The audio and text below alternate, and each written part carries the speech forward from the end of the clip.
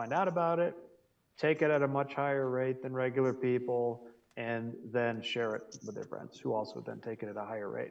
So that's why you can't use that kind of data. In this case, we get the regular people first. Do you have 1 minute a month to help make Newton better? And then we can ask them questions, and they just answer these surveys because they're quick and easy, no matter what the topic is, at a high rate. 64% is great in 48 hours. We like to see 50 to 70% is typical. And so that was nice. And then 17 others took it. These are people that did find the survey and take it during the survey while it was open. They were not in the panel initially. And sometimes that can give you a sense of maybe there's an organized group out there. Also a way to let people know the services is existing and people can sign up.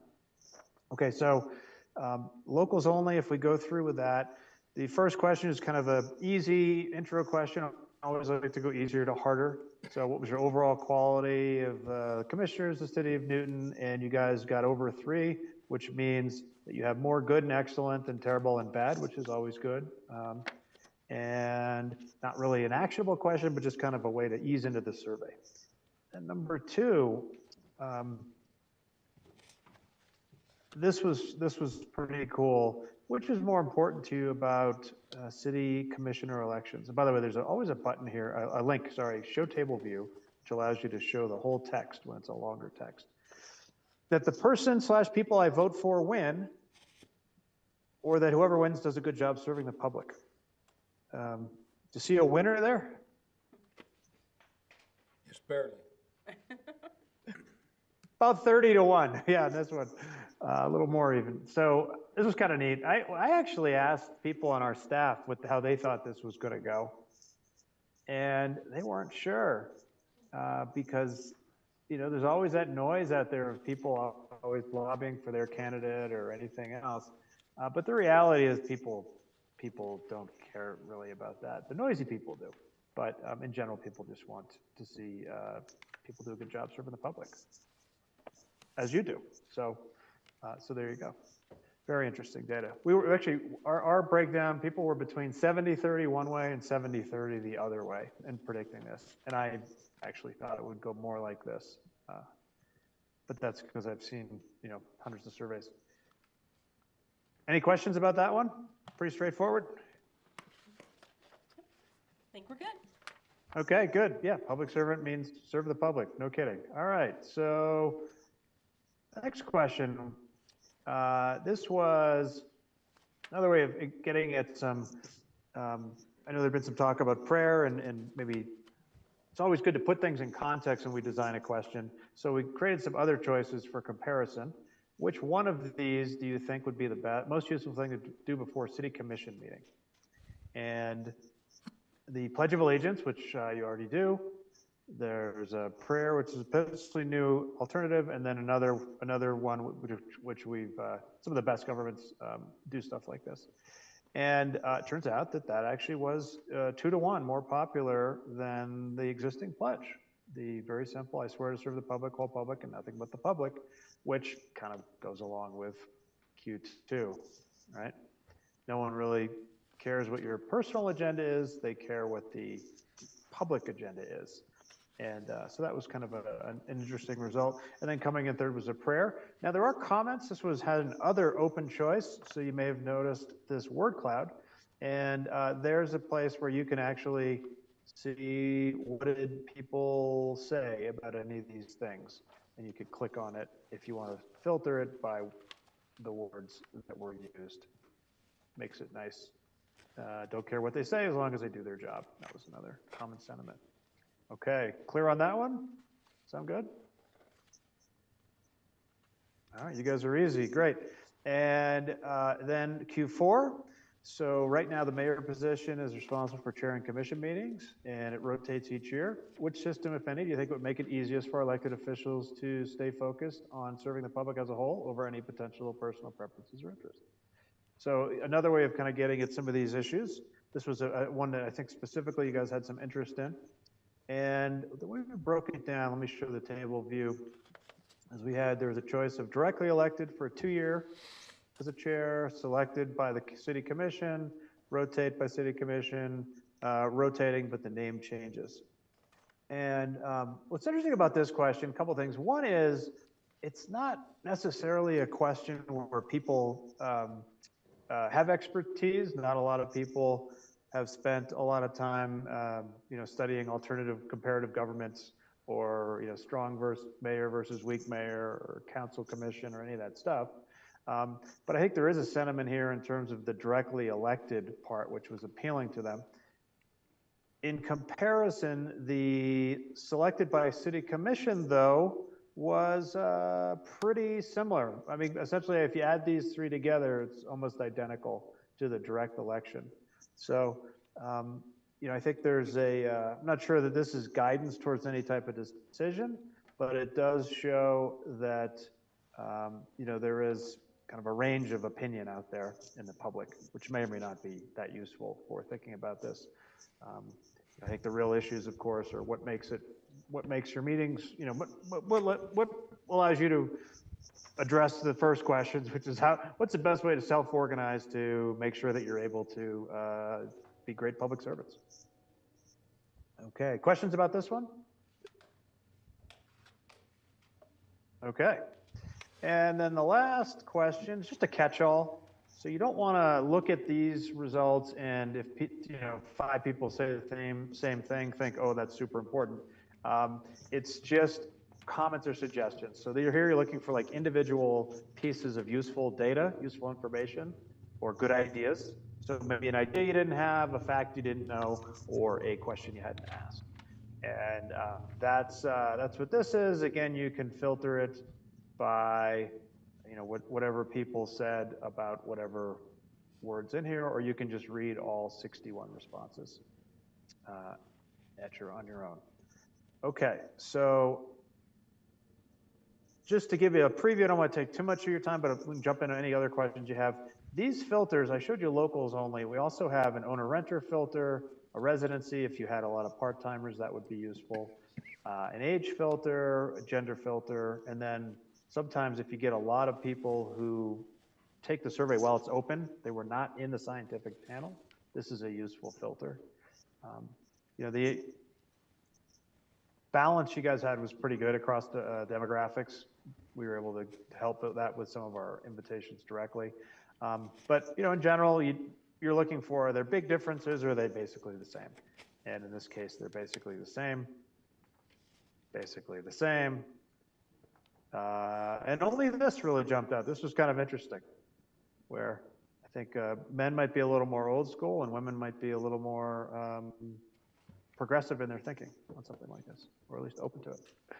Or frankly, maybe a little smarter, actually. So that's the way you can use these filters. They, differences like this are, you have 124, by the way, you can always mouse over and see the subsample, versus 138. So both of those, by the way, are a little more than like plus or minus 10%. So something like this might be getting to be potentially significant, like an actual result. But in general, these are pretty similar rankings at least. Cool. Any questions about any of the filters or any of the results? Okay.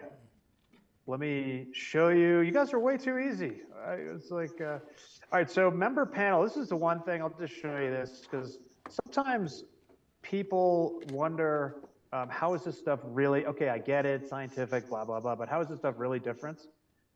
To introduce this, I'm just going to show you an example from another city. So this was a bike park survey. And they asked, hey, we're looking at doing a bike park. How often have you used a bicycle? And what the member panel filter does is it filters the scientific sample of people in blue versus other people. So this is people who just, surveys out there, they find it, they take it, they share it, just like anything else you would do online. Anything else at a meeting or social media, where people decide to participate because they're interested in the topic. And do you see a difference in this case? In bicycle users versus not bicycle users? Interesting, right? But what you expected, but you can see it. So now the interesting thing is, imagine you only had the red data. And imagine you just put this out online, you go, oh my gosh, we have a ton of bike users in town. And then similarly, hey, how likely would you be to use this park? Well, you go from 27% to 60%, just about. So big differences in sometimes in what you see. And in yours, we only had 17 responses, other, compared to, in this case, 200. So that's like a pretty huge chunk of people that found out about the survey and took it. Pretty well organized group. That's what that's useful for sometimes. In your case, there wasn't really a big difference in the group, very small. Although maybe a little more of a, maybe there was some prayer people relative, really like 2 to 1, relative to the existing. And sometimes that suggests maybe there's some people that have been noisier about that issue. Just kind of a heads up is what this is useful for sometimes. Gives you a sense of what the noisier people might be out there. Okay. That's really it. But I'm happy to answer any questions about anything, about methodology, about the survey, about other ways that other cities use this, really anything you can think of. So fire away if you have anything for me. And thanks again for joining the Flashfoot family, by the way. It's fun to work with you guys so far. Well, thank you, sir. We appreciate that. That's been a very helpful overview. And I will give it to the bench here and see. I'm sure they've had a little bit of time to digest the data and, kind of take into context the information you've given to them this evening. Commissioners, what questions do you have for Mr. Kevin?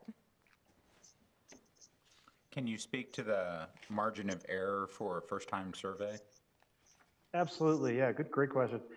So the margin of error is calculated based on the number of people from the scientific panel. And this is a good number to be at. We always say like 200 to 600 is a good range. That's a plus or minus 7% to plus or minus 4.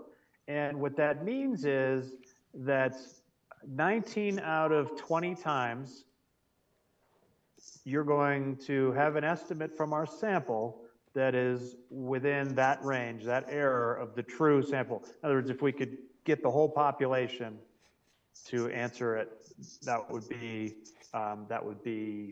a good estimate within plus or minus 4, plus or minus 5, 6, 7, 10, whatever it is. In this case, about plus or minus 6. So that tells you, that's pretty reliable estimator. This is probably 47% plus or minus 6, very likely. So this is probably not 30%, for example. Make sense? Thank you. You bet. Kevin, this is. By the way, that's also the minimum error. Sorry, yeah, go ahead, please. Oh, no, sorry. I was just going to say one of the questions I had received from a citizen phone call on Friday after the results kind of came back, obviously somebody who had taken the survey, was, okay, well, there's approximately 18,500 or 19,000 people in town. How is 200 people participating significant? So would you have any thoughts and be able to speak to that? Absolutely. I love this question, and it's bizarre, right? So it's actually, it goes against all of our instincts that in a town of 18,000, like 200 people or 250 people could tell you anything. It gets crazier. So 250 people, margin of error 6% in your town. If it was 18 million people or 18 billion people, you would still only need 250 people to give you an estimate of that whole population.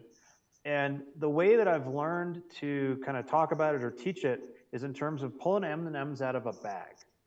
So if you want to know how many green M&Ms are there, for example, or blue or something, and picture is I'm pulling M&Ms out of a bag and I start getting like 10, 20, 30, you still get kind of a range of how many of each. I might have, especially when I start, I might just get a couple of orange and a brown and not get any blue.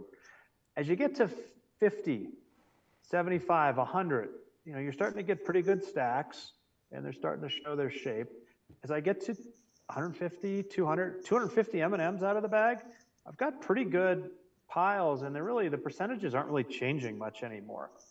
And what's interesting about that, if you think about that, the piece I didn't say is like, do I have a little bag or a bag as big as a building?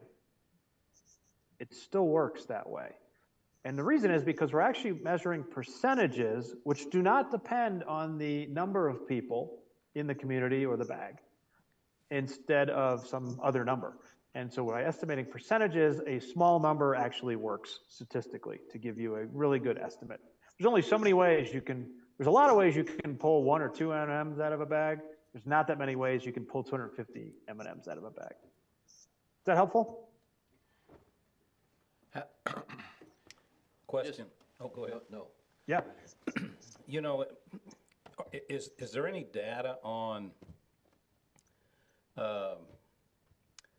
in a survey of 263 people, is there any data, you know, there's like the group that likes you and the group that's just gonna blast you, you know? Yeah. That doesn't really, I mean, it's like, oh, okay, they're terrible, you know? I mean, at what point should we be concerned? There's only 16 people and they're all local, that said we were terrible.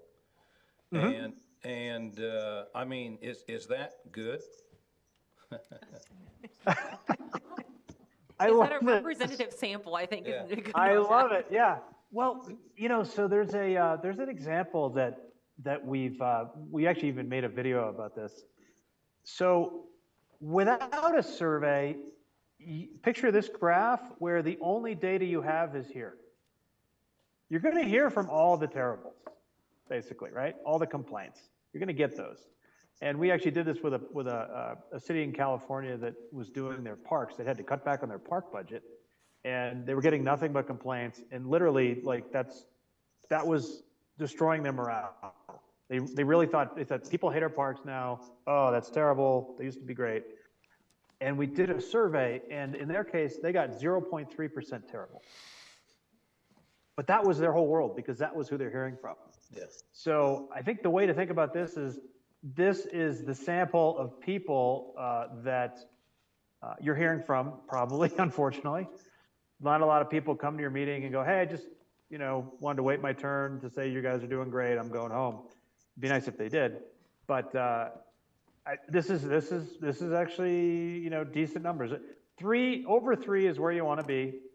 And, you know, I think you guys are doing fine. As you can see, you know, the terribles is a very small minority, as you hope, suspect, and as we see elsewhere. Does that answer your question for you? Yeah. Kind of I continue to be amazed. You know, a lot of the complaints that we do get, when you filter through them, it's like something that happened 22 years ago. You know, and the current commission's still taking the brunt of that. So I think oftentimes in the world of negativity, there's just a group of people that are going to think you're terrible unless you start handing out rebate checks. Yeah, and I collect nicknames for them. Every city has them. Yeah. Some cities have great nicknames for them, but typically, you know, it's common stuff. The gadflies, same 10 people, same people, STP, same 2 people. The Actipests, you know, whatever. There are people who are, you know, just that's what they do for fun, which is another kind of warning in the comments. You know, people in the comments are not going to be the fat part of the bell curve. Typically, they're going to be more towards the edges, and it could be they pile up on one side or the other. So that's why it's really hard for us to do this, but you don't really want to, you know, have any kind of emotional attachment to a comment or a bunch of comments. It's hard, but the real data is up above. You know, wouldn't surprise me, for example, if all the people that rated terrible actually also provided comments. That's also pretty common. Does that make sense? Kind of like Yes, sir. you think of the extra motivation. Yeah. Thank you. Can you say more? But this is the real data. Yeah. Can you say more about, for instance, how many years or how long have you done this type of survey or data collection, and like how many cities have you been involved with or entities of doing this? I mean, it's one thing, and I trust what you're telling us, but I also, I'm a guy that likes to dig a little deeper sometime. I like to hear it from all Good. sides just to make sure that what you're saying is right or true, Yep. or it's backed up by X amount of data. Can you say more about that type of research that you've been involved in? Yeah, absolutely. So personally, as my speaker bio says, I did time learning statistics in 2 different PhD programs, so you don't have to. My job is to make that translation leap. So I was a chemical engineer doing chemical physics, learned things like statistical mechanics, quantum mechanics, stuff like that, but then also transitioned to a PhD, switched over to a PhD in business public policy. I included classes like survey research methodology, stuff like that. But I will say I didn't really truly get survey smart until we started doing these in 2013. We actually started coming up on our 10-year anniversary in 1 month, actually, when we first started working on the project that became FlashVote. And yeah, so over that time, we've worked with well over 100 different cities, counties, special districts, and so on. We've done well over 400 surveys, and personally, I've written or edited over 2,000 questions. So that's the background and experience we have. And we've also helped people rely on us for really important issues. You know, we've done $50 million issues, $100 million issues. We've saved hundreds of millions of dollars for people avoiding mistakes. So yeah, I have a lot of experience in this and still getting the word out too, as well. I appreciate that. Gives a Yeah, little you more bet. Appreciate the question. context. I think this is Commissioner Stinnett. I think a neat thing that I was surprised about on the survey was that 47% of the respondents were over 61 and up on age. Yep. I thought that was really interesting. 10%, Yeah. 2.8% were 30 and under. So it's just interesting. That's another observation. You know, it's interesting. When we first started this, actually almost 10 years ago, we said, okay, so there's 2 possible effects. There's older people are going to be turned off by technology, and so we're going to get a lot more younger people. Or older folks are going to be more skin in the game, more time, and more into local government than younger folks. And which one of those do you think won out? So we're idiots, so we guessed, oh, well, it's going to be, the technology is going to be a problem. So the first thing we did was actually create a automated phone call survey that they could use. And then as we got into it and tested with them, turns out that old folks are on email and Facebook, and because they have kids and grandkids they communicate with. So what you're seeing is that kind of effect, which also lines up with how people vote. You see much higher voting rates from older to younger as well. It's a good observation. And that's another place where it's always good to just go in and look to see if there are any big differences, keeping in mind that your 30 and under is always going to be a very small group, like tiny. In fact, we have another age distribution we're going to be releasing, which is based on 35 to make it a little more balanced, especially with some of the older communities. But as you look at stuff like this, there's no real differences for this, other than maybe there's a trend where younger people are a little more thinking about more to the newer stuff as well. Other questions?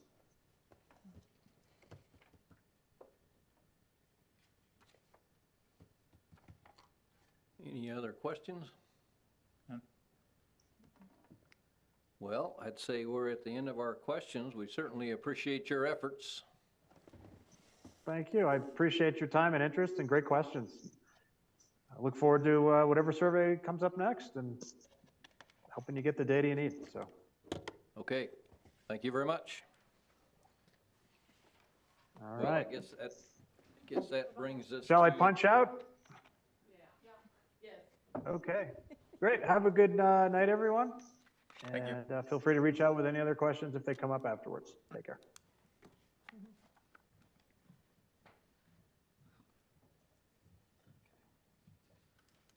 Well, I guess that brings us to our discussion.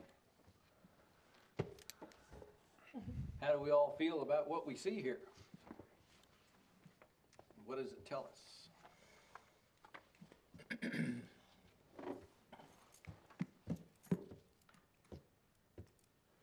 We still continue to have,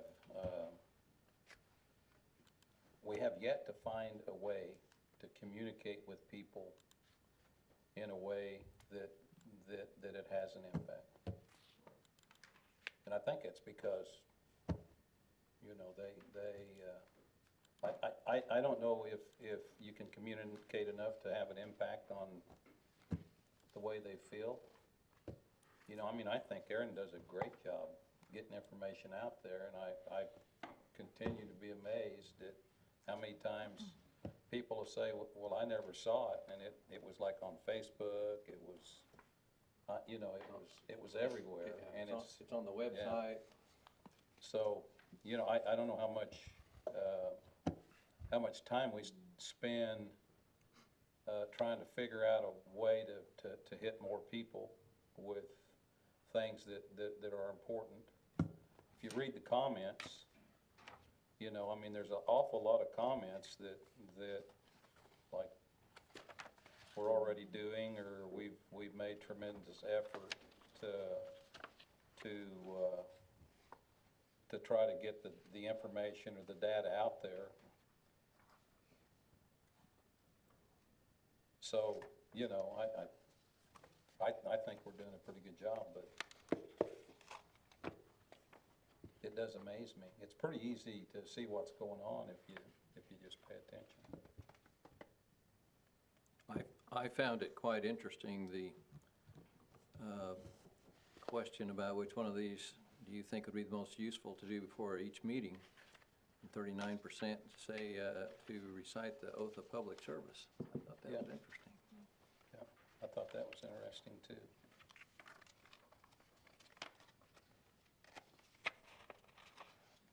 I guess the question for us five is, do we feel like that's not valid enough, but important enough to consider doing that, or just look at that as an interesting statement or result? I find it more interesting than I find it a necessity, I guess. I feel like when we were sworn in, we took that oath of office, but I think on that one, you can only pick one response. So if you could pick more than one, I would imagine that even still reciting the Pledge of Allegiance would still be pretty high, but you can only pick, I think you can only pick one. So I think that's right. Yeah. I think the Pledge of Allegiance is still an important thing. But I wasn't surprised by any of the rest of it. I mean, I feel like we elected the oath of public service we said the oath of public service when we were sworn in, and you're sworn in until your term expires, so. And I mean, for me, I come to the bench every night remembering that, so, in other words, to say it every night might be kind of a redundant. little monotonous, yeah, Yeah. yeah. Well, my Google's broken because I can't find the oath of public service aside from the public office oath that we took when we were elected. I It wasn't- must be some new, I think it's probably, I think what he used as an example was more like a general, like, it could be something like this. It could be something that you all could decide upon, or like, it could be an abbreviated version of what, to Commissioner McBroom's point, an abbreviated version of what you said when you were sworn into office, something along those lines, so. well, and that's the grief that I had with the question, because it actually made an option of something that didn't exist as if it already does exist. So you just got to be careful when you put these questions out there. I've never seen any governing body take an oath every time they meet for a meeting, so. Yeah. Well, so what do you all think about addressing the mayor question, where if you add those three, it's maybe 44, 45% to 46.5% to directly elect a mayor for a 2-year term? I will start that. I think we need to keep things the way they are. For my own self, this is not enough numbers to warrant going through all of that to have an election for a mayor.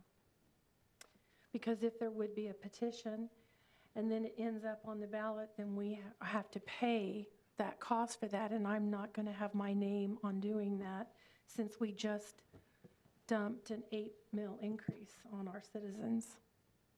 So I'm against that. I like things the way they are. I think we need to continue on with that. That's my thoughts. That one surprised me more than any of them, because by far, the people that have contacted me have said, keep it the way it is. Right. But the survey, It's all in how you ask the question. yeah, it is. I mean, I wasn't surprised by it, but the people I've talked to, I mean, Yeah. I've received 2 responses from the people, and I would say that I was not at all surprised by it, Yeah. so. I think that we can accomplish the same thing by doing the gentleman's agreement at the subsequent annual seating of the mayor, you know, without the potential of the expense of some sort of a contest. Sure, it could, to your point, sir, it could be a policy change versus a change to the charter ordinance, which, to your point, if it was petitioned, it would need, and it was a valid petition, it would go to an election. And I would add to, and we put it in the initial memo when this came out in response to Commissioner Valentine's comment, there would be a process statutorily where you would start a resolution that would just go to a primary or general election. And that may be, if it doesn't sound like you're going that way, but if you wanted to raise that question, so it wouldn't necessarily need some sort of special election that would incur those costs. Obviously, there'd be a lot of time and attention into it, but. The special election wanted is to where add the big cost is versus on the primary or general, to the city attorney's point. Right, if it just fell on a primary general, there wouldn't be any additional costs in that regard. So if we continue to hear this 50-50 split of keep it versus change it, we could throw it on a standard general or primary election. That's right. At a, what type of an expense? It would just be that would be just what the general election would be for us. I've just, In the odd years, is that what you're talking yes, about? I've just certified to the county clerk the positions that will be up for reelection in 2023. And so if we would have this, you could put that on that would be something that we would have to go through, like what Chris said, to get it on the ballot for November, which means it would not take place until the 2025 election. So again, you could do it through policy, you could do it many different ways, but it's really up to you. But if we're going to go through the election, it would not be until 2025. The election would be this fall, but then it would not be implemented until the following election cycle. Correct. Does that make sense? So the question would say, one of the questions that I have about having the mayor, city manager form of government that we have is affectionately often called a weak mayor. Soft mayor, yeah. Soft mayor. If we were to have an elected mayor for a 2-year term, would we be looking at increasing the responsibilities for that role or not? I think that would take a change of form of government, because you're correct me if I'm wrong on this, but your form of government is what decides the authority of your governing body. So like in a council manager form of government, that's a whole different thing. The mayor has more authority at that point. So if we're just. So you would have to, yeah, you would have to change a form of government in order to give the mayor more authority.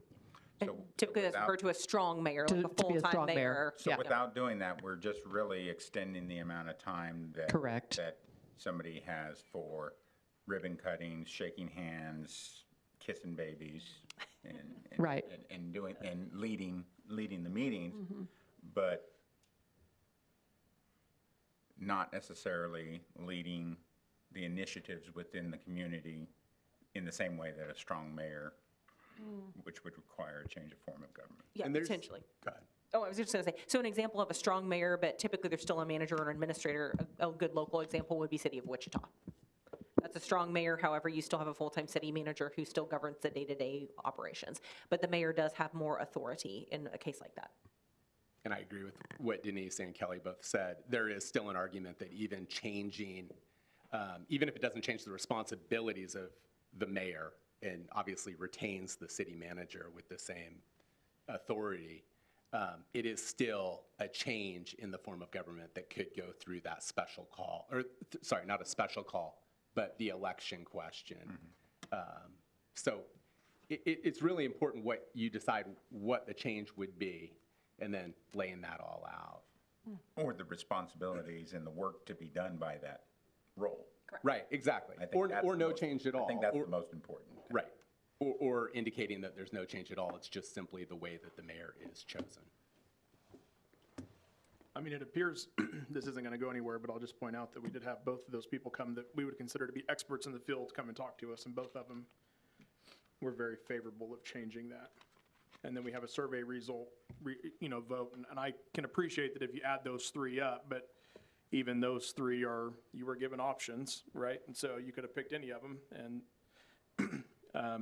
I mean, the survey result still is higher either way, that we go to a directly elected mayor. So I just wonder when we're going to listen to the experts, or is it only whenever it's favorable to what we want? Well, I would say that I'm not comfortable with only a response of 229 locals in a citizenry of 18,000 plus citizens. I cannot see doing that and relying on that information when we have 18,000 plus people and only 229. And out of those 229, 106 said yes. I don't consider that the experts. Well, the That's just people that took the survey that wanted to do it, but 106 out of 18,000 plus, I'm sorry, I can't. Right, well, believe the that. expert that put the survey on said he was comfortable with those numbers, so. Well, he can be comfortable Again, 10 times. when it's but I'm favorable to not. what we want, then we're going to agree with the expert, but when we're not favorable with what the survey says, then we're not going to agree with the expert. And I'm going to consider this being wise and using common sense. I'll go with what the survey says. I would just say, sir, if you wanted to bring, we got a couple of minutes left. I'm sure you guys want to take a little bit of a break here before your regular meeting starts. However, staff is happy to proceed however you should so advise. However, we would need at least a majority to direct us to move forward. And again, because this is a work session and not a special call meeting, we can't take action this evening. So just this is more food for thought. But if you did want to move forward, I think we would need to find out maybe from the county clerk when we would need to tell him that it would be on the ballot. Does that make sense? We can get that information for you. Like, you would need to make a decision by this date if you should desire to move forward with taking a vote. Well, it seems we've gone back and forth several times on what actually is required to do, and there's never been, I don't feel like we've ever got a real strong consensus that it either has to go to a vote or it doesn't have to go to a vote. I understand if we change this complete form of government where we had a full-time mayor, as Commissioner Sennett was pointing out, that would require a vote, but just to change from an elected or an appointed, I feel like we've never reached the conclusion. So are we a definite that it has to go to a vote, or is there still a gray area on that? I think there is some gray area. This isn't done very often. It is coincidentally going through with Lawrence. They're taking the approach of the resolution with the vote of the people, and I think that's very reasonable. I outlined both in the memo, that it could arguably done by a charter. Otherwise, there's a statute that says basically if you're going to abandon a form of government and go to a new form, that there's a statutory procedure. You guys adopt a resolution, it goes right to the voters. I think that's a good approach for taking it. If you're asking for an answer right here, that would be my answer, would be the resolution approach and going to a primary or general. However, it's that old, it depends. How did Derby do it? What exactly are we doing? That to me is the question. I don't know that I've got any consensus in terms of, is it just changing the way the mayor is elected, which I know that you've talked about? Yeah. Or is this idea of actually going further to change the form in terms of additional responsibilities of the mayor? So I think final answer, I would tell you, you're doing the resolution and it's a vote, but we would need to have a draft resolution that staff would present to you. It's a that vote would outline regardless, or only a vote if it's petitioned? the first, without petition. Okay. And if you did make a change to the charter ordinance, still maintaining a commission, not changing the role except to have the way it's elected, stop me if I'm wrong here, I think that's where the confusion might come in. Well, Go ahead. yeah, no, and there is some confusion there, and I think, again, there is some gray. But I would say that you go right to the vote, regardless of petition. What did Derby do? I don't know what Derby did. I can look at that, for sure. Yeah. So maybe we could, maybe you could get that information, and then we could also go to the county clerk and see what is required there, just in case we go that route. Let's compile that information. We need to have another discussion, and we're just gonna need to vote on it. And that's on which way that the 5 of us want to proceed. So we'll have to revisit this again with a little more information. I think another concern that I would have is the ability to field candidates for mayor and candidates for commission, and not have them be blocking, or, you know, how does that wash out? Because we are a small community, and, you know, I think it's something that we have to know. I will just also point out that if you do a two-person or a 2-year term of that, you're still going to have, it's going to be an odd, there would be 2 people that would get a 4-year term and 1 person that would get a 2-year term, which leaves only 1 person that is of consistency ever on the commission. Does that No. make sense? No, that's not, no, because you would have, it's the same way we do it now, which we have 2 4-year terms and 1 2-year term. Essentially, what you're redoing is out of that pool of 5, you're removing, or out of that pool of 3, you're removing that 2-year term, and you're placing them in their own pool. So you're always going to have 2 people that are left on the commission at all times. You would never end up with just 1.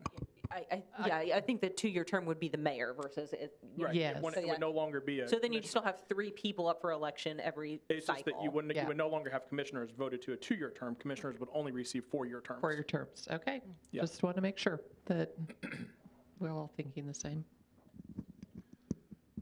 Okay, so we're going to revisit this, and I think we should bring this work session to a close. We are adjourned. Thank y'all very much.